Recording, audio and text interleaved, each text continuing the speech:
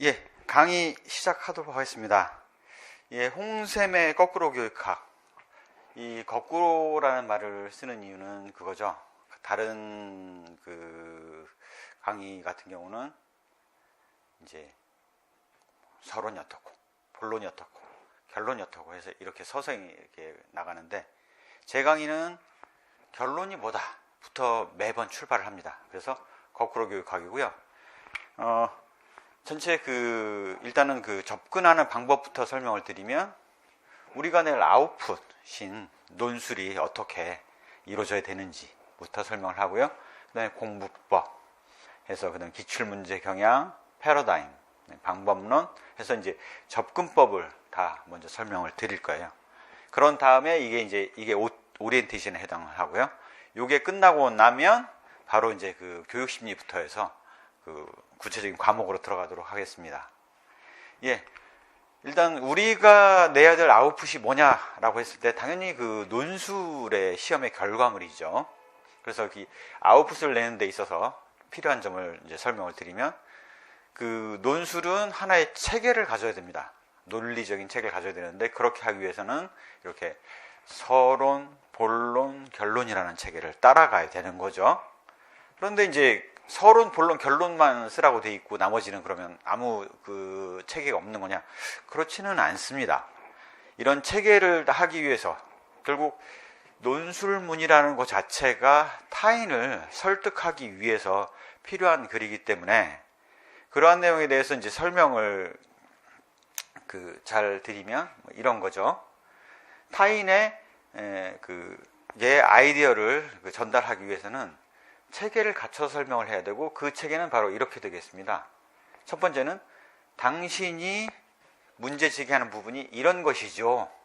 당신이 괴로워하는 부분이 이것이죠. 그래서 이거에 대해서는 얘기를 이렇게 전개를 하려고 합니다라는 글의 목적을 얘기를 하게 돼요. 그 다음에 이러한 내용을 제가 말씀을 드리고 나면 여러분은 이런 도움을 받을 수 있습니다라는 이 글의 의의, 그 다음에 제가 이렇게 말씀드린 거는 이러한 한계점을 가지고 있습니다라는 바운더리를 설명을 하게 되죠. 서론에서는 그렇습니다.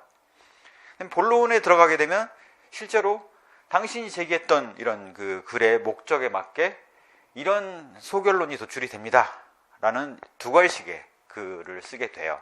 그 다음에 그러한 결론의 결과를 내기 위해서는 교육학의 이론에 의해서 이러한 근거, 이러한 이유에 의해서 하게 되는 것입니다라는 것들을 계속 하게 되는 거죠. 그래서 소결론, 근거, 이유, 소결론, 근거, 이유, 소결론, 근거, 이유, 이런 것들을 통해서 본론의 내용이 작성이 됩니다. 그 다음에 이제 결론에 가서는 바로 이 소결론들이 모아져서 하나의 아이디어인 결론을 도출을 하는 거죠. 그 다음에 도출된 결론은 바로 이 글의 목적에 맞아야 됩니다. 이렇기 때문에 생각보다는 논술의 작성에 있어서 여유가 많을 것 같은데, 거의 한 반절쯤은 체계가 짜여져 있어요. 이거에 따라서 작성을 하시면 돼요. 이렇게 이제 이론적인 흐름으로만 설명을 하면 이해가 어렵기 때문에 실제 사례를 들어서 한번 설명을 해보죠. 자, 그러면 공부에 필요한 학습법이라는 게 무엇이냐? 그 학습법에 대해서 설명을 한번 이 논술을 써보자 이거죠. 그러면 자, 학습에 있어서 문제 제기를 한다면 이런 게 되겠죠. 암기가 어렵다. 외울 내용이 너무 많다. 그 다음에 이러한 내용에 있어서 암기가 어려운데 이거에 대해서 학습 방법에 대해서 논술을 하겠다. 이거를 통해서 어떻게 의의를 삼을 수 있냐 하면 향후 여러분이 학습하는데 도움이 된다. 그러니 얘기를 들어봐 주세요 라는 게 바로 이 서론의 핵심이 되겠습니다. 그래서 이 세 문장이 들어가면 서론의 핵심이 갖춰지고 논리적인 흐름이 되는 거죠. 자, 학습 방법에 대해서 설명을 하면 이제 이렇게 되겠죠. 소결론 첫 번째로는 단기간에 복습이 유리하다. 왜 그러느냐?